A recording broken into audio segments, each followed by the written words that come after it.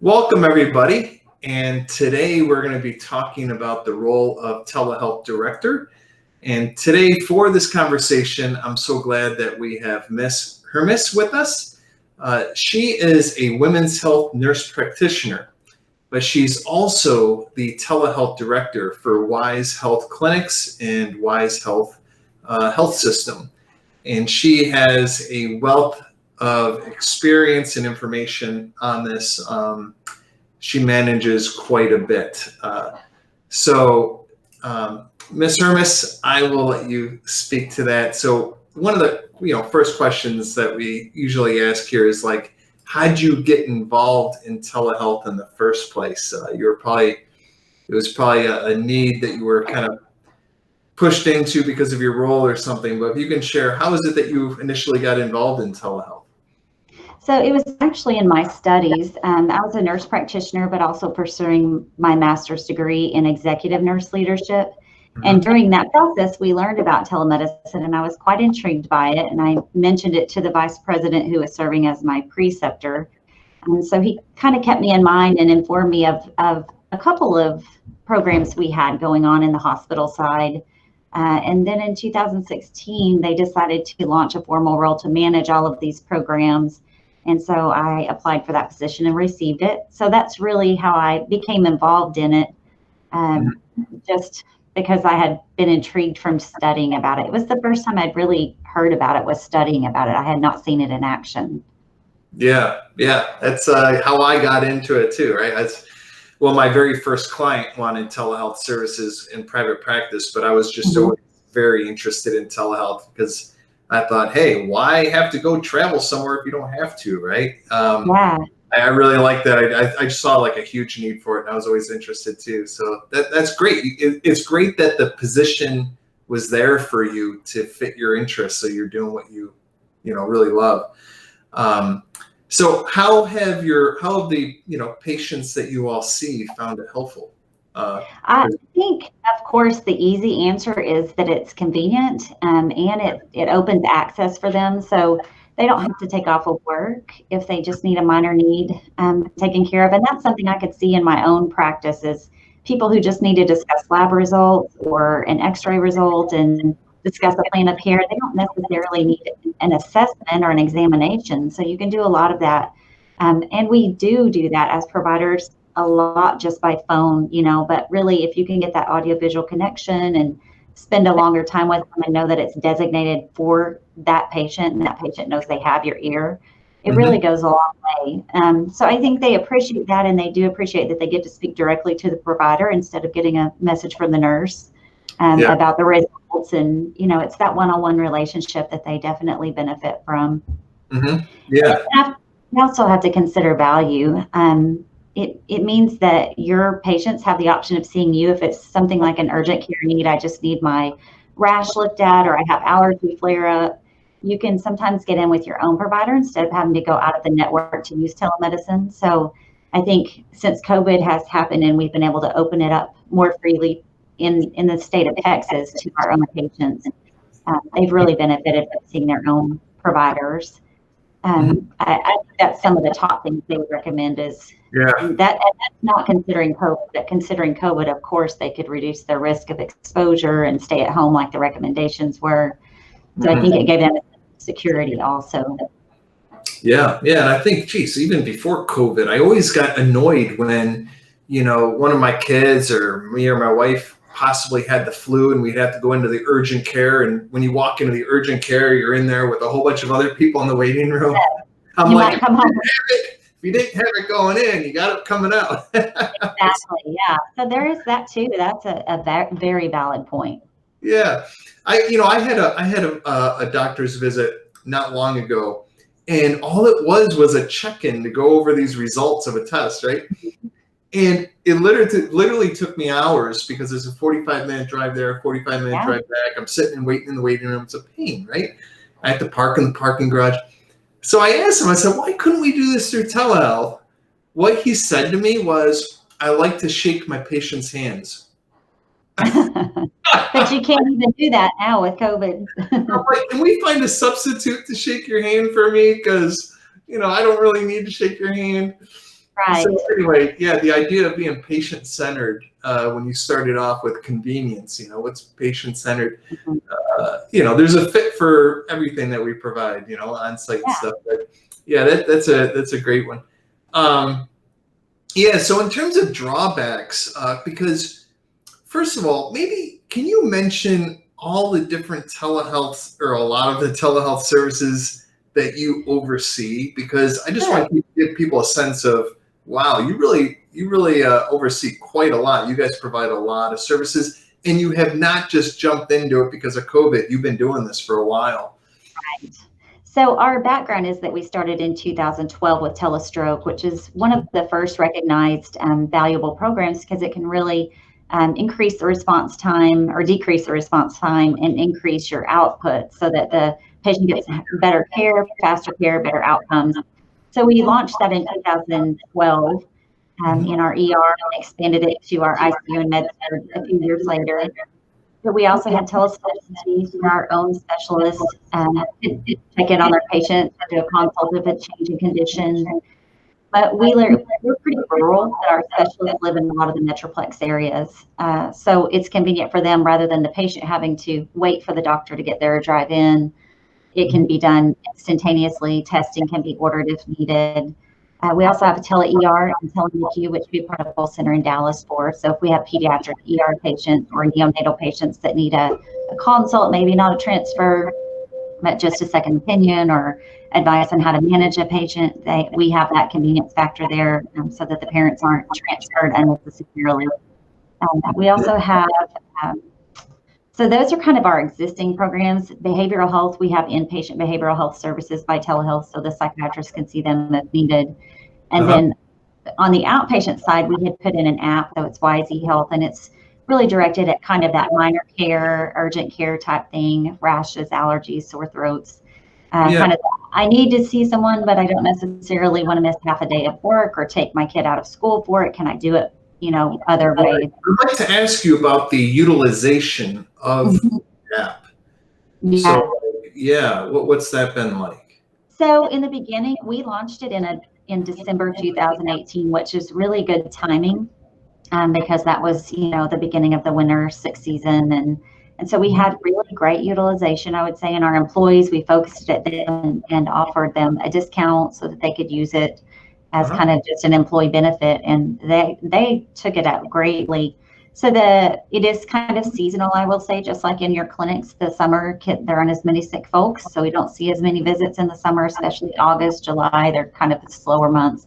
Winter is always busier. But during COVID, the demand was instant and it was almost unmeetable. The physicians could not hardly take the calls fast enough. There were so many, and that was nationwide. We saw that with every vendor and every telehealth section, I would say, is that the demand far outspaced the reach that we could provide. So quickly, more providers were brought on and they were able to get those wait time down and still see everyone. But since then, I would say the demand is much higher and the utilization is staying consistently higher. And we're seeing fewer new employees using it and more retail patients, people in the community who have gained insight and value and trust in using it because maybe they were forced to or felt they needed to avoid exposure in April. And now they found out, hey, you know what, this is pretty good. I got good care. I didn't have to leave home. So we do see consistently better utilization since COVID. Wow, that's great. Yeah, because I can see that being like, if I was going to receive healthcare for something, just getting an app on my phone and connecting with the provider and giving the symptoms. And if I had to go in for, further examination, they'd let me know. But otherwise, I don't have to go in. That's right. Right on an app. That's good that people are utilizing it. Yeah. Okay. Yeah. So you're overseeing a lot of different services. I'm curious about the drawbacks, the barriers, the challenges. One thing I hear from a lot of organizations is the technology piece, taking clinicians' time to help the patient on the other end utilize the technology. Yeah. So like the first sometimes 5-10 minutes or whatever, helping them figure that out. Yeah, I do think that's something that has to be factored in, and it's a learning factor for the patients. And once the patients have used it and they've been helped to get those settings correct, it is better the next time they use it. But it does kind of influence that first reaction and how they felt about their experience. So I would say if the providers' offices can have a plan in place to pre-check that technology, or give the patient some type of education on your camera has to be enabled, or you have to use a certain browser, that would be useful. But technology is one of the big issues, and because we're rural, we have broadband connectivity issues too, which may be on the patient side or it may be on our side. So it is something that I don't think we will ever escape in the near future, but something that we just deal with as we go. Yeah, yeah. Do most of your patients have data, or do they struggle with even having access to data plans? You know, I think that we have a fair share that have data, but we don't have great cell service either. So besides the Wi-Fi connectivity, we're also in kind of a low spot for cell service. So some of that pre-education could be make sure that you're in an area where you either have great cell service, or you're connected to a strong Wi-Fi signal, or use a computer that's Ethernet wired, to reduce the chances of having those little glitches come up during the visit. Yeah. So in your role as the director, I'm sure part of your job is to come up with really good workflows, getting teams to work well together, getting people to buy in, the documentation, having consensus and policies and procedures, getting people to utilize and really adhere to those policies and procedures. What have you found helpful? Because I'm sure you learned, from your experience, how to get a new program going with telehealth quicker and smoother, now that you've been there and done it a few times. Right. So one thing I've learned, like as we were doing the direct to consumer launch with our app, is making sure people knew about it far ahead and inviting them in the process of planning. We had a team that met regularly, and so I tried anybody who it might affect as far as workflow. We tried to invite a member from that area to represent their area, so that it was not a surprise when it rolled out, or it's not a surprise when we asked them for assistance. So that was a big thing, is to having that regular team environment and inviting all the stakeholders from the various departments to take a part in it, and not just be told, this is what we're doing and this is what I need you to do. So that was helpful to have there. And often they gave me some great ideas, or told me things I didn't realize about their department or their limitations, that would help us guide those decisions. And then, of course, when COVID happened, we had a lot of new launches quickly, and we don't have a big department. It's myself and one assistant. So I had to learn to just ask for help, reach out for help, really be a good communicator with leadership, and with that help to accept their help. So people who offered help, don't say no. See how they can benefit that team and what they can do, so that we could all work together to roll it out. And it really did take a whole team. It's not something I could have done alone. So that was a big lesson, and a big help is just taking help where you can get it. Yeah. And have you seen things gone smoother now that you've implemented this with different services that you all are provided? Or yeah, I think so. Every time you launch something new, I learn something every new launch we have. We're working on some new ideas right now, and I would say that the lessons I've learned from the previous launches always help in the next launch. So yeah. So if someone was, interested in, because now more and more people like yourself are interested in telehealth and doing that for a career, in terms of career development or preparing for the position of a telehealth director, what advice would you give people for that? Well, I would say read all you can about the telehealth industry, and that includes the regulatory and compliance sides. Every state has different rules and regulations. The Texas Medical Board has something separate from the Texas Insurance Board, separate from the Texas Occupations Code. So being familiar with your area and what those regulations are will help you really get an idea of what it takes to be a part of this program, because it's not just go in and roll out the service, but you have to make sure you're staying compliant and that you're doing things by the books. Being familiar with that, and if you could shadow a telehealth director before you jump into it, or somebody in the telehealth industry, to see if that's something that really interests you in the long term, because it's a very unique position, I would say. It's not something that's been around a long time, and it's rapidly changing environment, as you know. Regulations and allowances and waivers change so frequently that you have to really be flexible and stay abreast of the changes. Yeah. And, in terms of the compliance piece, I've seen organizations where they'll say, hey, we have this particular technological need, so we're going to have our IT department come up with a solution for us. But they didn't consult with their HIPAA consultant, right? Right. Or their compliancy officers, So like, I had one hospital system say, oh, we're going to use this technology because that's what our IT department said. And I said, whoa, you might want to check that out with your consultant, because I saw real big red flags in it. So when you're launching something, do you have like you said, you have like a committee, a team, you probably have different compliancy officers. Yes. What are those different departments or roles that you generally bring into a team when launching a new service? So I always make sure that I have legal and compliance, billing and coding.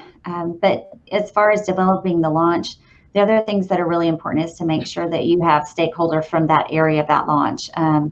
You need to have nurses if it's an inpatient unit, give some feedback on the workflow so that you can develop it properly.